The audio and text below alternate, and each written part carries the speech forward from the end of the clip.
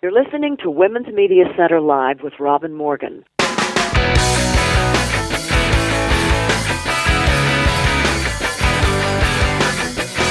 Welcome to Women's Media Center Live. I'm Robin Morgan. I want to start today with a shout-out of praise to the whole Women's Media Center family for all their hard work on creating a beautiful, brilliant new website, womensmediacenter.com, same name but new look, chock full of information and goodies. You'll find us there too, Women's Media Center Live. So be sure to visit it and see this gorgeous new site.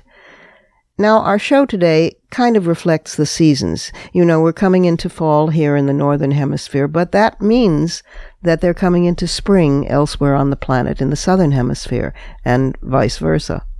And the show's a little like that. In our first segment, we get to hear from a foreign correspondent who goes into dangerous, difficult places to get the story that we don't get to hear otherwise. And she has one such painful story today, but one we really need to hear in order to do something about it. And the other story is Spring Elsewhere on the Planet.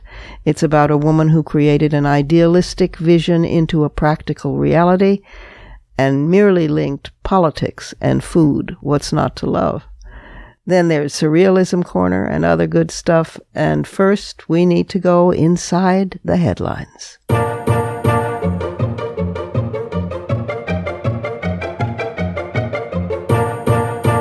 Today, we're going to focus on women-specific U.S. news. Violence may well be the major cause of death for American women.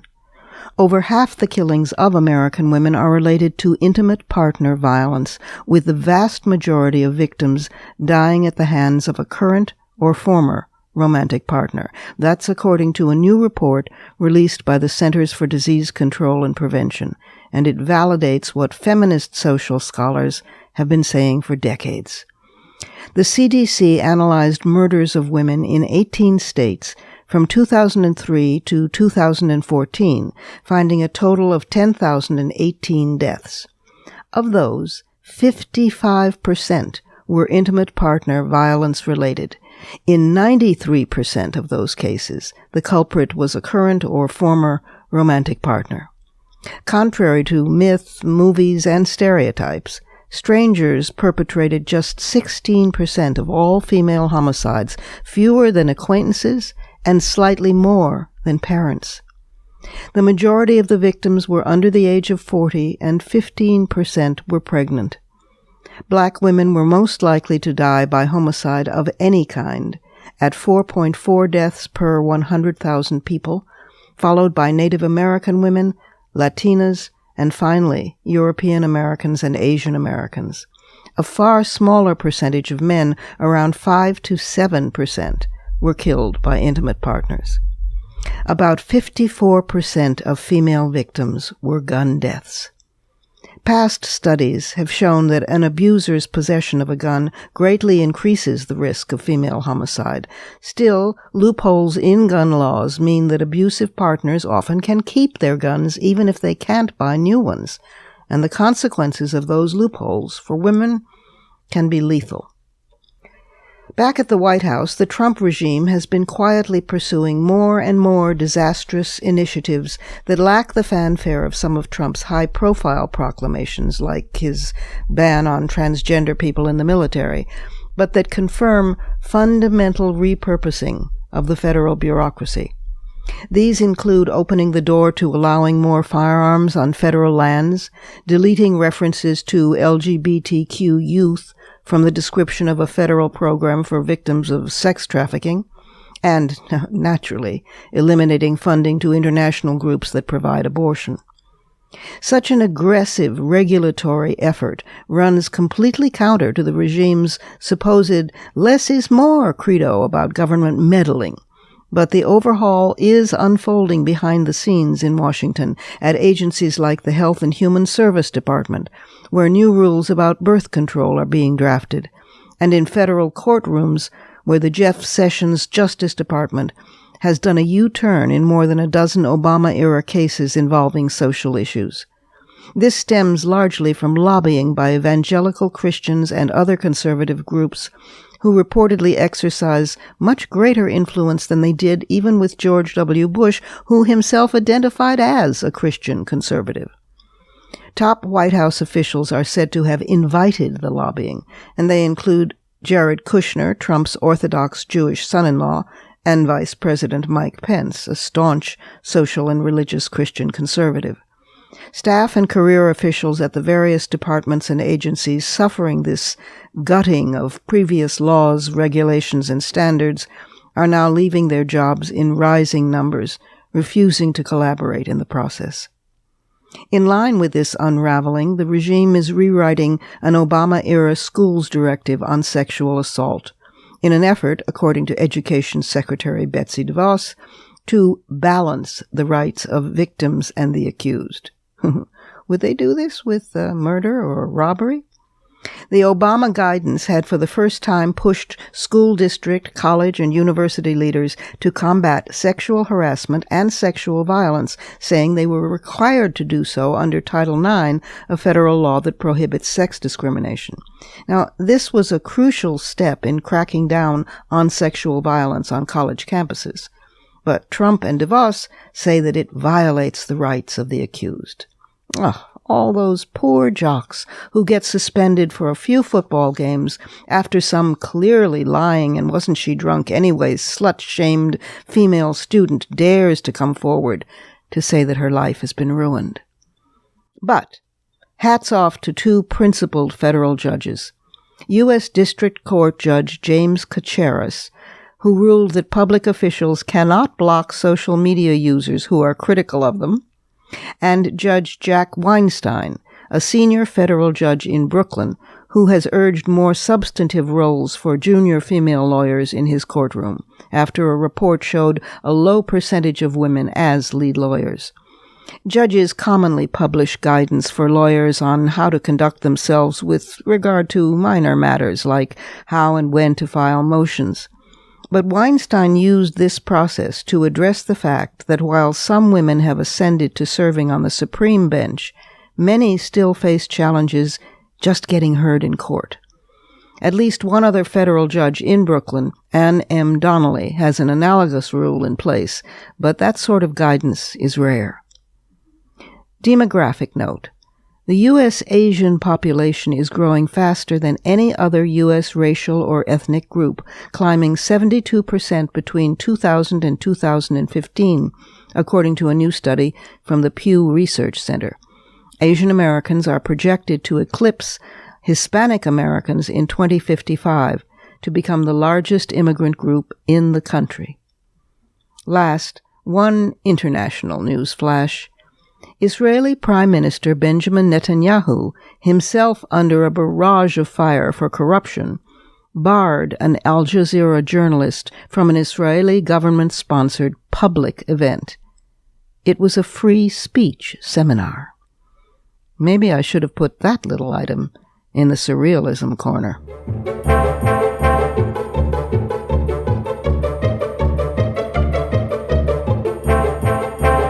We have to take a short break. I'm Robin Morgan. This is Women's Media Center Live. When I return, I'll be speaking with Amanda Sperber, who is a journalist in the style of old-fashioned great war correspondence, foreign correspondence, going to exotic lands and coming back with stories that make your hair curl or go straight. And the story she's come back with this time is about South Sudan, and it's one you will not read in the newspapers.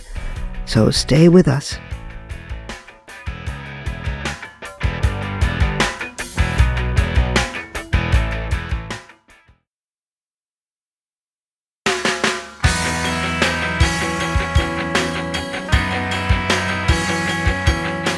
You're listening to Women's Media Center Live with Robin Morgan.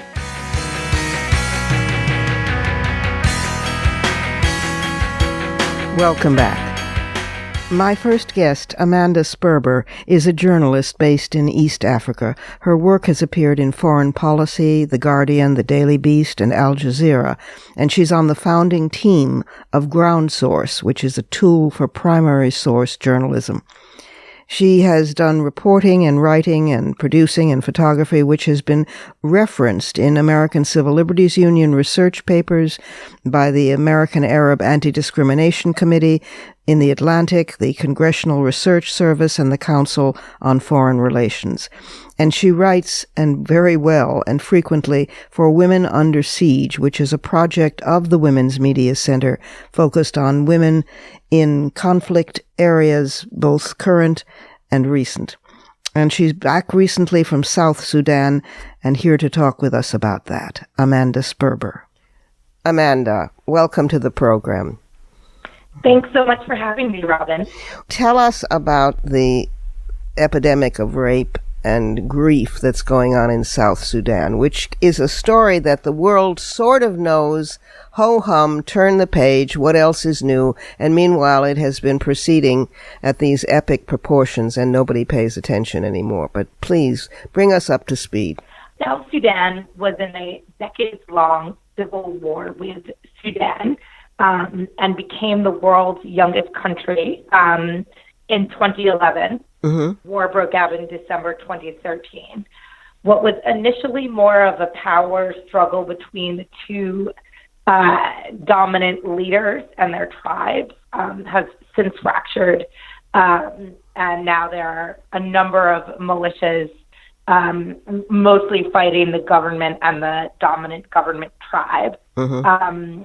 I think it's important to acknowledge that there is an element of groupthink in this, just as, we all have our tribes and our people that we support. But at the same time, this is also about power and resources and what it means to make a country in general. Yeah. In 2015, the international community sort of forced a peace agreement on the two main warring parties. And part of that peace agreement actually involved putting them both back in Juba, the capital, at once to present sort of a unified national army. Mm-hmm. But as you can imagine, when you force two grudging parties who were previously killing each other into the relatively small capital together, it didn't last. Peace didn't last very long, and fighting broke out again last June and has since gotten worse. There's been more splintering.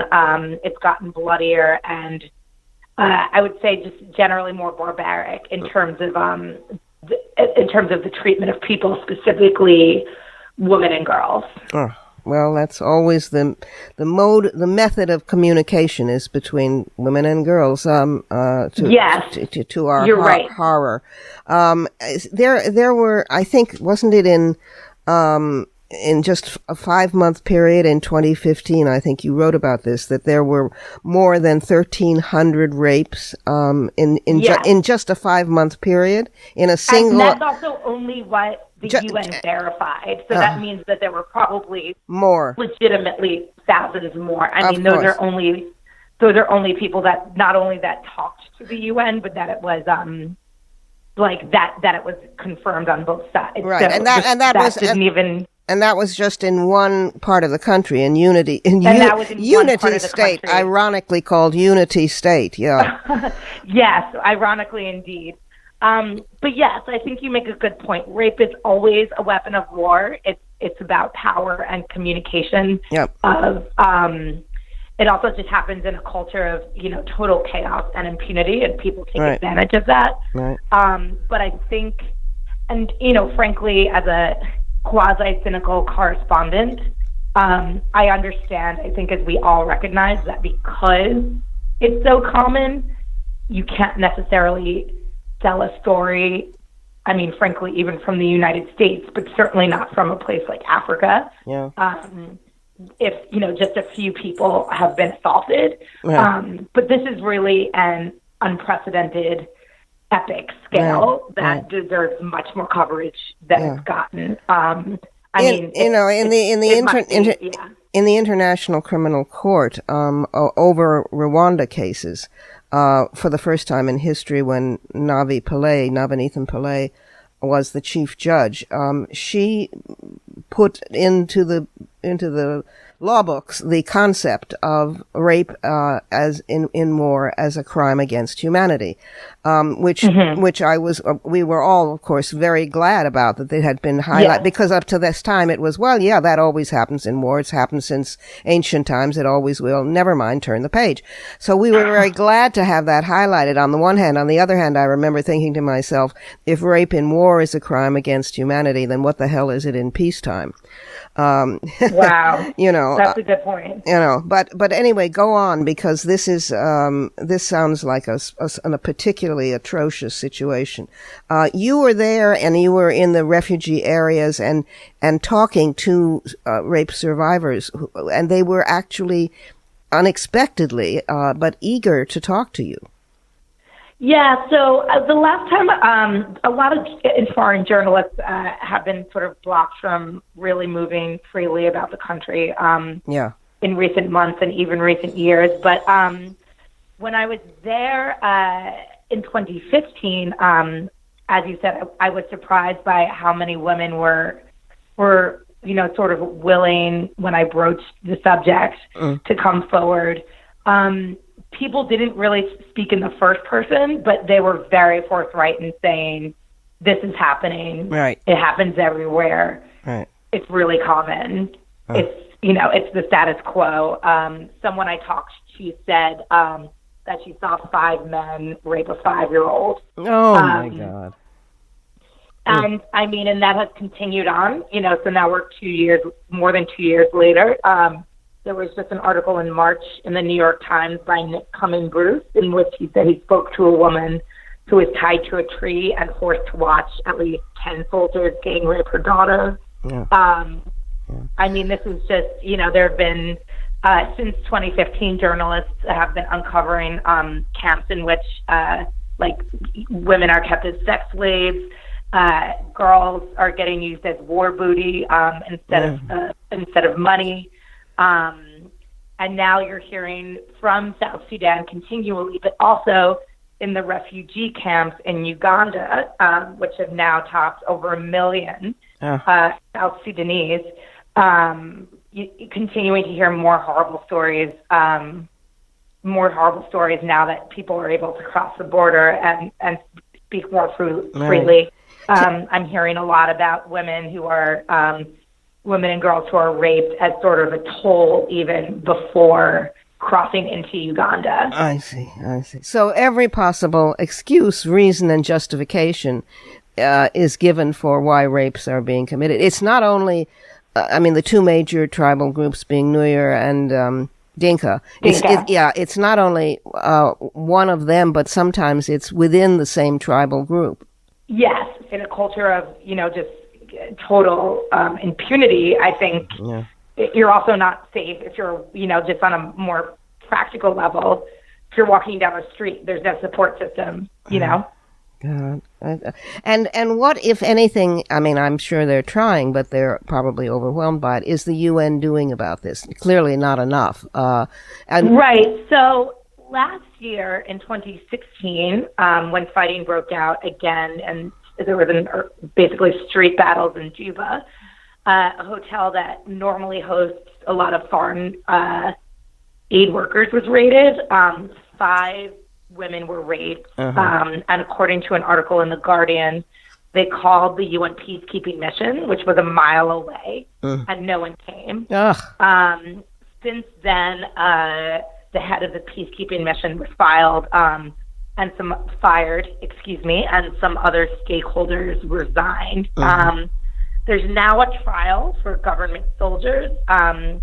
Andrew Bogart just published an op-ed in the Washington Post saying that it will largely be kind of a show trial, and I think he's right.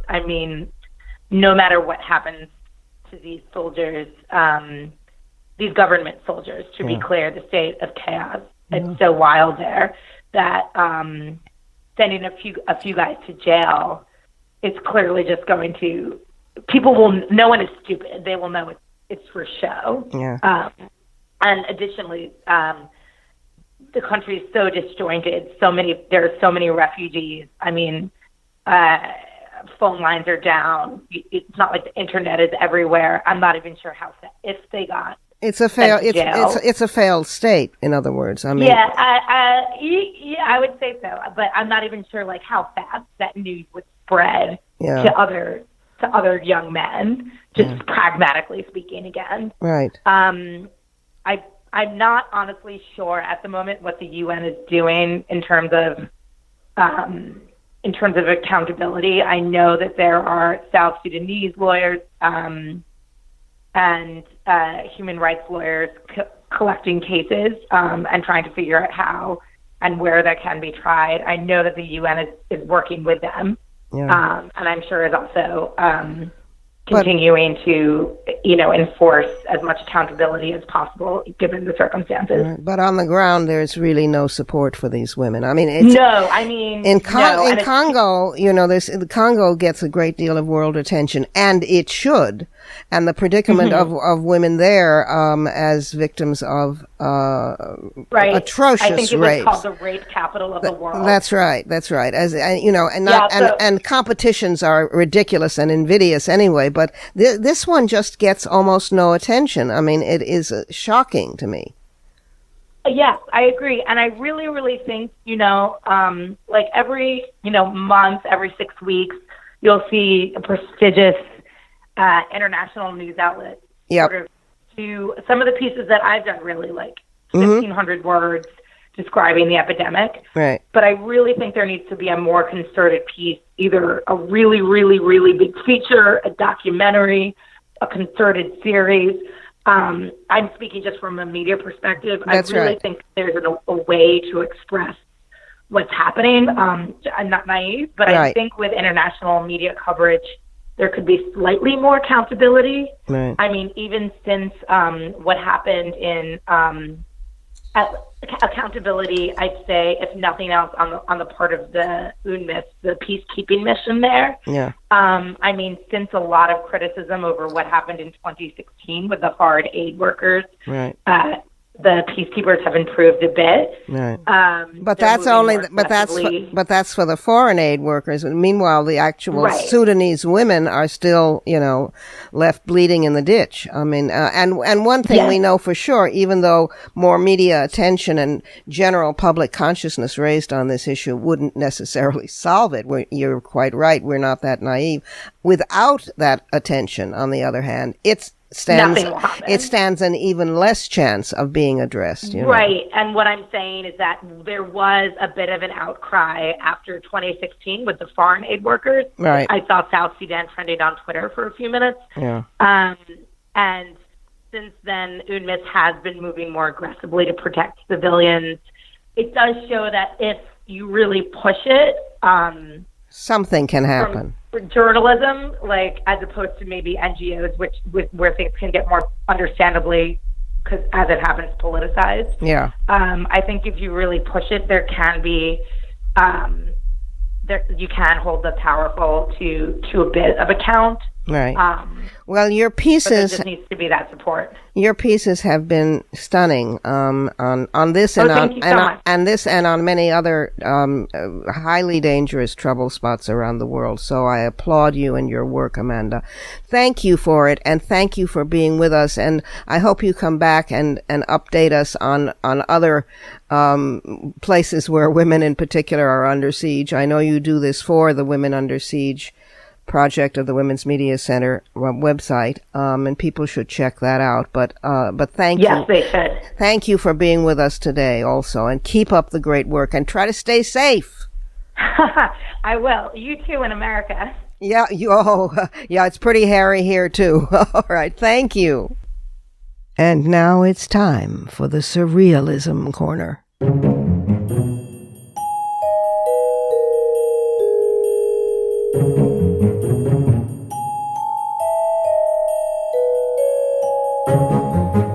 The controversial animal rights organization PETA made headlines recently when it backed a lawsuit against a nature photographer claiming that an Indonesian macaque monkey named Naruto owned the intellectual property rights on a selfie that the macaque had taken when it snitched the photographer's camera in 2011. As an aside, this interested me especially since human writers and composers and other artists still lack solid intellectual property rights online and in many countries, notoriously China. Primates unite. Anyway, PETA dropped the suit in a settlement of 25% of the gross revenue from the selfie going to Naruto's welfare and habitat. Now that part's all true, but I can't help myself in imagining further developments such as Naruto, a fan of the Planet of the Apes movies, promptly sued PETA for control of the money, claiming that any being able to steal a camera and take a selfie was capable of managing its own money. And in a related case, Annie Leibovitz sued every celebrity subject of her photography, claiming a need for greater support of her welfare and habitat. Officials at Washington National Cathedral will finally take down 2 stained glass windows that depict and honor rebel generals of the Confederacy, Robert E. Lee and Stonewall Jackson. The decision came after 2 years of discussion, topped by the Nazi and KKK march in Charlottesville, Virginia. These 2 4-by-6-foot windows were donated in 1953 by the United Daughters of the Confederacy and a private donor, but they weren't noticed by current church leaders, so they claimed, until 2015. To which I would add, how could you not notice 2 6-foot windows? And what were tributes to political and military figures doing in a house of religion anyway? Especially those who made war against the national existence of the United States. For that matter, I've often wondered why we have a national cathedral to begin with.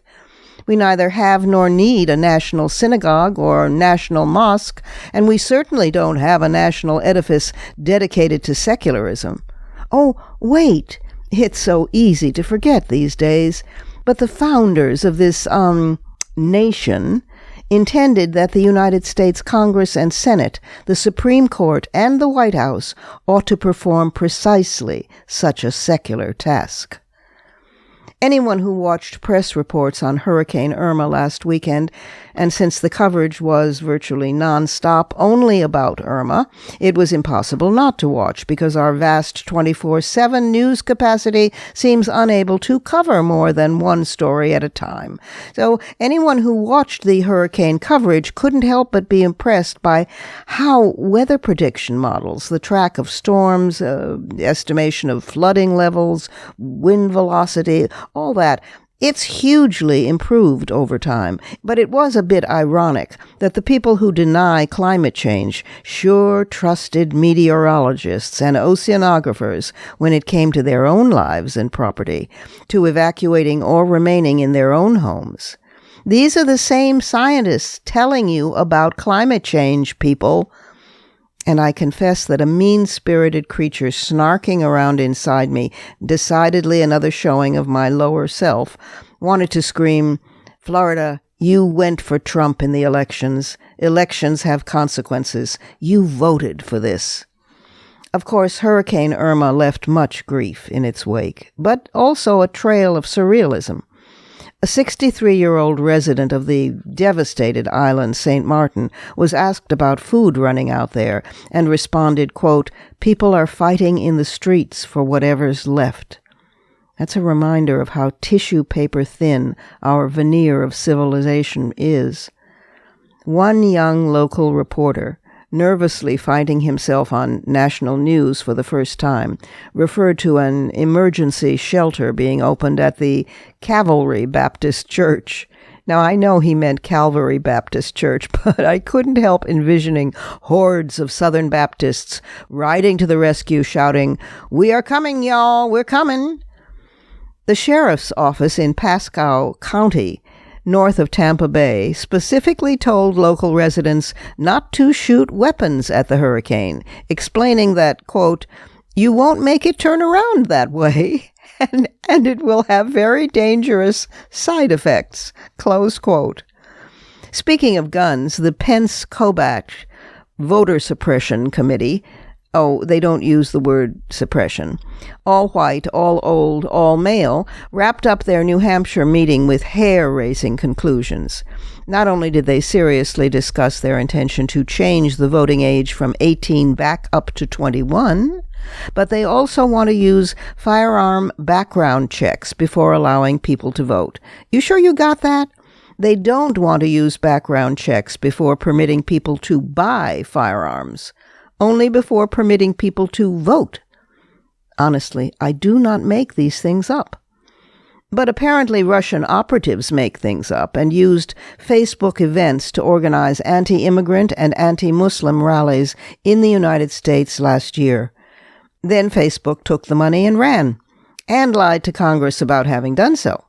Furthermore, Facebook's half-hearted attempts to tag fake news as, quote, disputed by third-party fact-checkers is so mild-mannered a statement that a new survey done by researchers at Yale found the impact on readers to be only 3.7%. Worse, it even provoked a backlash effect among Trump voters and those under age 26 who were in fact drawn to stories tagged or implicated as false news.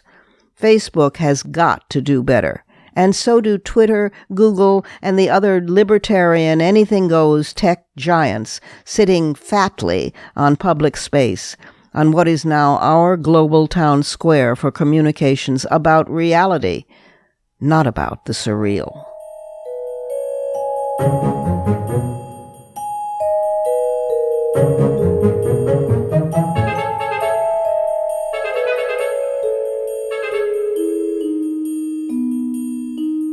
It's time for another brief pause here at Women's Media Center Live. I'm Robin Morgan. And if my previous guest made you weep about the stories she takes great risks personally in order to tell, this next guest, well, her story will make you smile, because she's an artist who wants to feed the world, and she's made one hell of a great start. That's coming right up.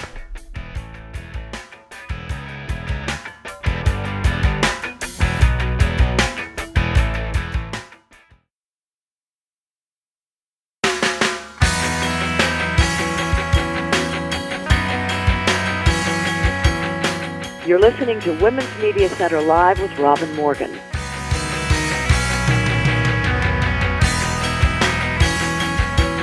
And we're back again.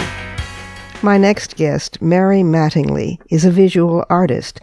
Her work has been exhibited around the world at the International Center of Photography, at the Seoul Art Center, in Korea, at the Brooklyn Museum, the New York Public Library, the Cordova Museum and Sculpture Park, and the Palais de Tokyo. But that's not only what she is, because about a year or so ago, she created something called the Floating Food Forest. Now, this is a story that just makes you grin uncontrollably. As far as I'm concerned, it's about all my favorite things: art, social justice, saving the environment, and eating. Mary told me after we finished the interview that the entire team, in fact, that's worked on this project is women. And, as she put it, a few feminist men.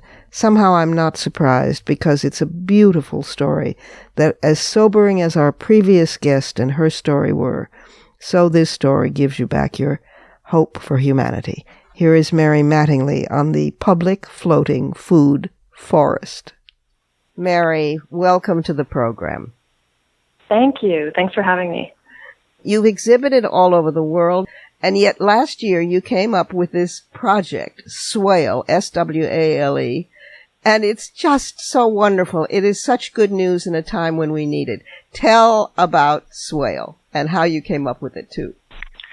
So Swale is a floating food forest on a barge. It's a 5,000 square foot barge, and it's basically a place where people can come, a public place where people can come in the city to pick fresh food for free. And it's one of the only places that that you can do this for free in New York City publicly. And that's why we're on the water, essentially, is because the rules on the water are different than the rules on public land in New York City. Yeah, you're not allowed to forage in the parks, for example, for food. That's correct. Yes. So if you take anything from a park, it would be considered destruction of property. So one thing that we're trying to assert with Swale is that if we're given the means to be stewards over a space, we won't necessarily, take too much. And that's what we've been trying to demonstrate with this, as well as, provide a tool, as well as be a point of interest for this conversation that we feel needs a platform. Which is that people go hungry in one of the richest countries in the world. But how did you, was the floating food forest, I love it, was that originally an artistic project, which then you realized also met human needs, or was it twin motivated from the start? How did you come up with this? It was a proposal or a provocation for a public space, and I think I'd done some other projects on the water and had been able to have this experience with the water that is, I think, very unique in the city. We don't have much access to even land in the city, never mind the water, and the water is a very special place where once you get on it, you feel the movement of everyone else on the water. So it's a direct connection to the camaraderie or to your neighbor. What we found is the popular fruits tend to go first, and then but people, but these things are all perennial, so they'll all grow back next year, and multiple times during the season often. So you'll get 2 or 3 rounds of strawberries, usually 1 round of blueberries per season, but then grapes have been coming throughout the season. So there are things that are on their second and third kind of turn with fruits. And then some of the less popular things I think people get to explore and learn about, and we get to share recipes. And, sometimes people come on and share with us new recipes so we can introduce that to other people. But we have actually found the majority of people are more hesitant to pick a lot. They're occasionally people will come with grocery bags and be ready to pick much more than others. But I think for a lot of New Yorkers, it's a very new concept, or, it's something that we haven't done in a long time, had access to do in a long time, especially in the city. So there is a little bit of a hesitation, but there is a lot of energy around building stewardship and building more spaces like this. So I think that's where it's really coming alive, especially in the beginning when we just started, when not everything was grown out and ready to be harvested. More people were almost bringing plants or finding their seeds in the back of their closet from a few years ago that they had nowhere to plant, and would come and just watch the plants grow. And sometimes people knew that they might not be ready for the time when it left their neighborhood, but someone else in a different neighborhood would get to enjoy it. And so I think that there was a nice connection between neighborhoods in that way. And we could share the stories of the people who brought those plants for other people. Yeah, I mean, it links communities, just like you said about sharing the movement of water when you're on it. So you're trying to talk about food access, about food security, about food justice, as well as, sustainable resources and city community. I mean, it's and it's beautiful as well. It's just so beautiful. I do think that we're at a time when we need to look alongside supermarkets or food banks or other ways of getting food, and think of more resilient ways, more different backup systems, more regenerative ways, things that are at the same time connecting as they are potentially going to be resources. So I know that, this actually was really interesting when we were starting to plan Swale. The National Forest Service met with us and said that they're working on this initiative nationally, where they want to establish food forests with stewardship groups throughout the nation as a way to have another option for food, for fresh food, for healthy food, for food that's coming directly from the ground. Yes, and some communities, particularly poor communities, obviously, which are disproportionately communities of color, don't have that much access to fresh food. I mean, it's the kind of thing that when Alice Waters pronounces in an imperial way, well, everyone must do this, she's not taking into account the fact of that an artichoke costs more than maybe 5 meals for a poor family of macaroni and cheese. No one is debating that it would be better to have fresh food, but there's the cost.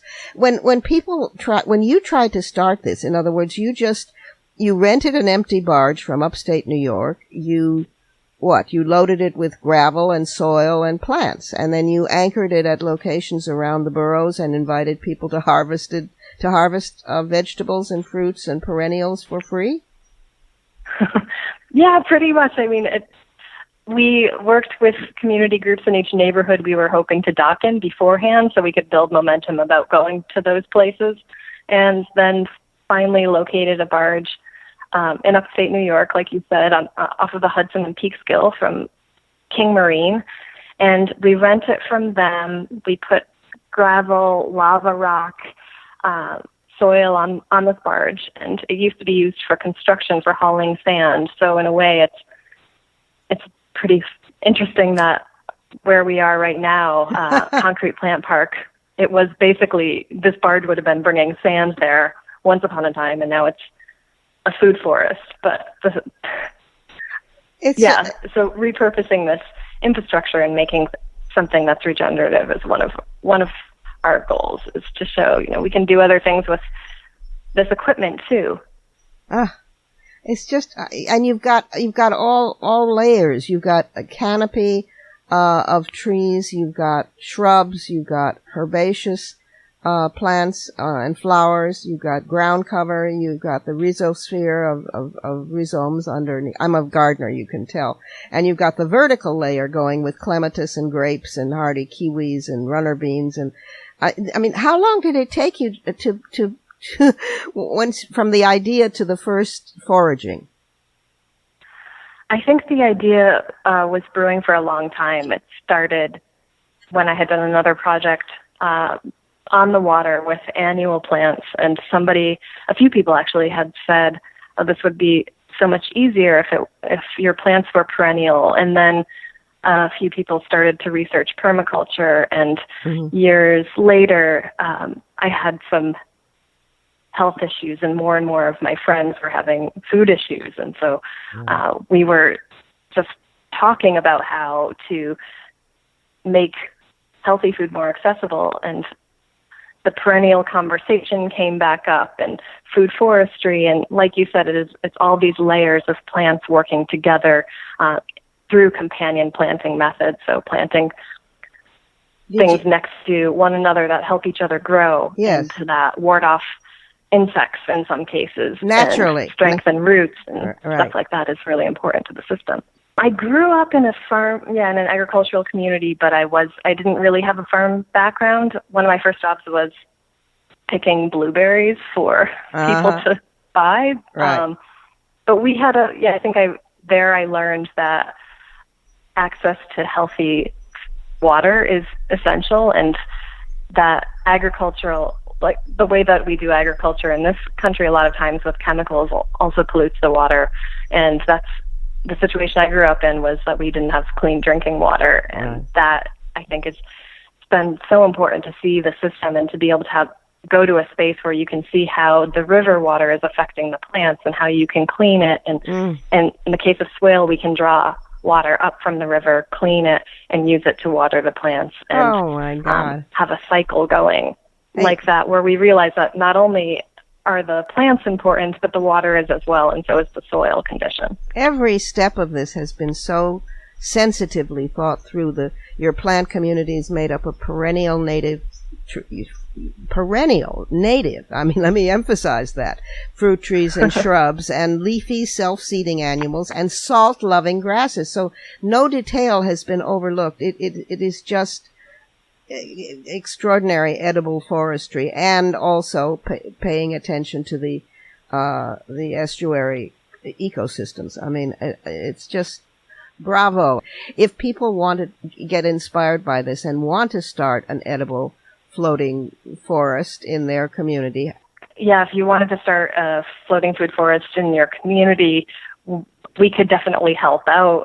We're also eager to think about what it would look like to have Swale permanently docked where it is right now and potentially build another one for another place. So we do think that utilizing the water also helps protect the water. The more people who are on it, the more we're attentive to it. Yes. So we think that this idea has a lot of legs and hope that it does inspire many projects like it. It has sea legs, Mary. It has sea legs. I can't resist the pun. Well, listen, you are absolutely wonderful. I'm so glad that you exist on this planet. It is a work of art in the best sense. It feeds us. It feeds our souls. It feeds our bodies. And it's a beautiful idea. And it sounds so idealistic, and it's incredibly practical. There is absolutely nothing wrong with it. I'm just awed. So thank you for doing it, and thank you for being with us on Women's Media Center Live. And if people want to get in touch with you and learn more, the website is swaleny.org, SWALENY.org. Thank you again.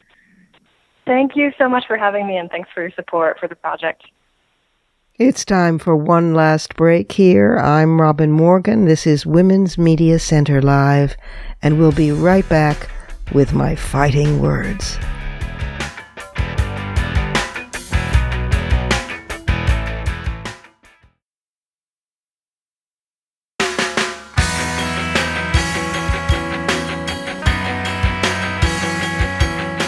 You're listening to Women's Media Center Live with Robin Morgan.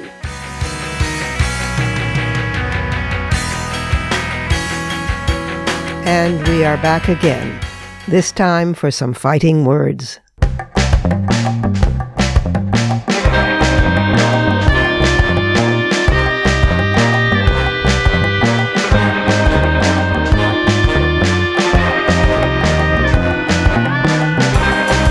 Last week, as we were wrapping the show, I learned that Kate Millett had died in Paris at age 82. It was possible to rush in a mention, but a mention about the loss of an old friend was unthinkable. So I've waited until now, hoping that with quiet remembering I might do her justice with some personal words. We met in the late 1960s amid the furious budding of contemporary feminism. I'd heard about an interesting dissertation dealing with both sexism and literature that some feminist artist, newly back from years of living in Japan, was writing, and I tracked her down. Warm but shy, she let me read her dissertation, and I convinced her to let me publish an excerpt from it in this anthology that I was compiling, a little book called Sisterhood is Powerful. But it's just a dissertation, she said. Only academics will be interested, not the general public. But the inclusion of that excerpt triggered editors' interest in that dissertation, and it became the book Sexual Politics. We were both activists who frequently ran into one another at demonstrations and meetings, and we became friends, but friends in a way different from other political friendships, because both of us were also artists. Kate, a sculptor and painter, me, a poet and writer. This was the thread running through decades of our friendship. Even when we quarreled politically and were on the outs with one another, Kate always showed up at my poetry readings, and I always showed up at her art shows. Kate was with me on the boardwalk in Atlantic City, though, at that first Miss America pageant protest in 1968. She then volunteered her Bowery loft for a dance to raise funds for lawyers' fees, since some women had been arrested in Atlantic City. For years after, we both laughed ruefully about what happened. Hundreds of people showed up and danced long and energetically. They literally broke her floor, which then required serious shoring up so as not to collapse the entire building. The movement was growing, but it had growing pains. Marxist feminists versus radical feminists versus liberal feminists ad nauseum. Anti-intellectual, ultra-egalitarian rhetoric was popular, and verbal arrows were lobbed at so-called individualistic tendencies. spied out in any woman trying to make her own contribution to feminism, maybe independently of an anonymous collective voice. See, we were, after all, leftist women, still heavily influenced by male left style and jargon and correct lines. We were also young, self-righteous, and at times quite cruel to one another in those days, sometimes employing political criticism as a disguise for personal motives like fear or jealousy. I was denounced by some for using what literary and editorial skills I had to produce Sisterhood is Powerful. Kate was vilified when word got out that Time magazine wanted her to pose for a cover picture. Under movement pressure, she refused. Time then went with a portrait of her by Alice Neal, but Kate was condemned all the same for being a star. You needed a real sense of yourself and a sturdy ego to survive such trashings.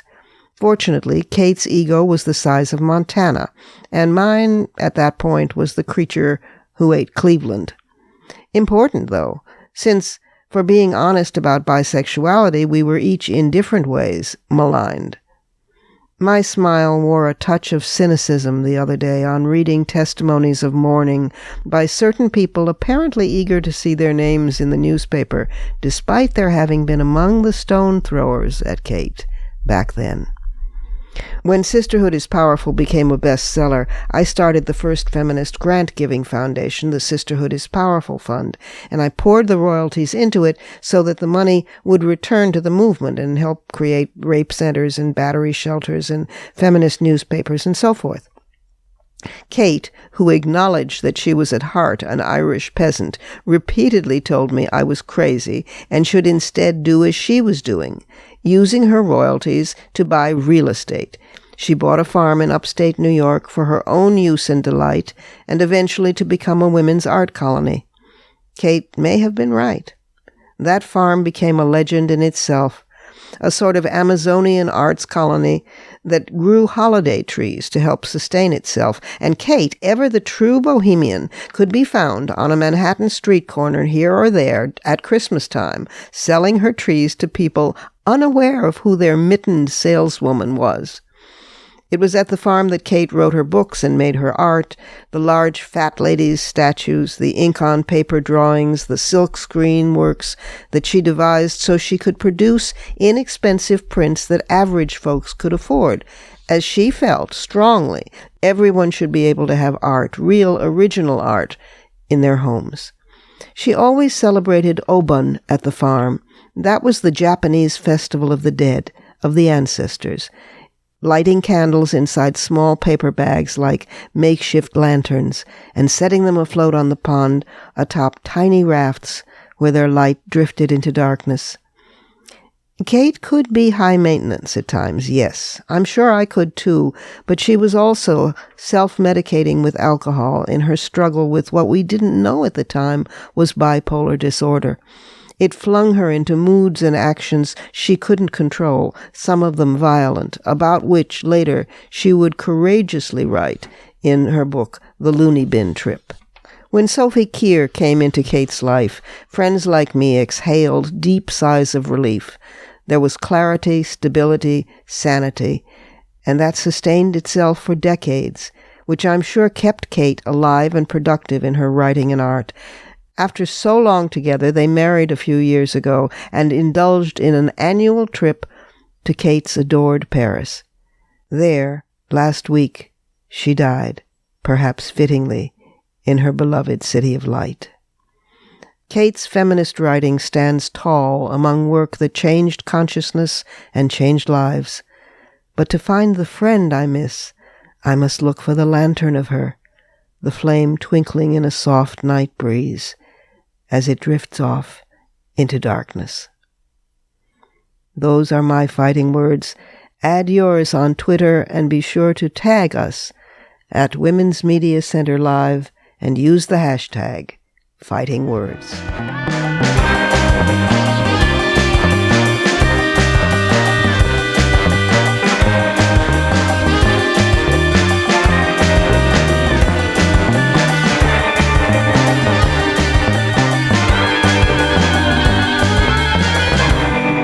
And that's it for today. This program is syndicated, but if you can't find the broadcast on a radio station in your area, you can always visit us at WMCLive.com for the show, plus the archive of all our previous episodes, and at iTunes, where you can stream, download, and subscribe to the show's podcast. Also, be sure to find WMC Live on Facebook and Twitter, and you can check out my website and blog at robinmorgan.net and find me on Facebook and Twitter, too. Portions of this program were taped earlier. Opinions expressed here do not necessarily represent the WMC. Here's the family for Women's Media Center Live. WMC President and Executive Producer of this program, Julie Burton, and our founding and sustaining sponsor, Regina K. Scully. I'm Robin Morgan, your producer and host. Thank you for being with us, and don't forget to join us next week right here on Women's Media Center Live.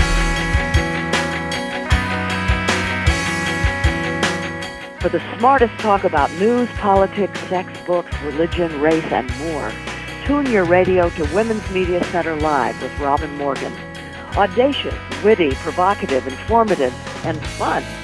It's Women's Media Center Live with Robin Morgan on WMCLive.com. Talk radio with a brain.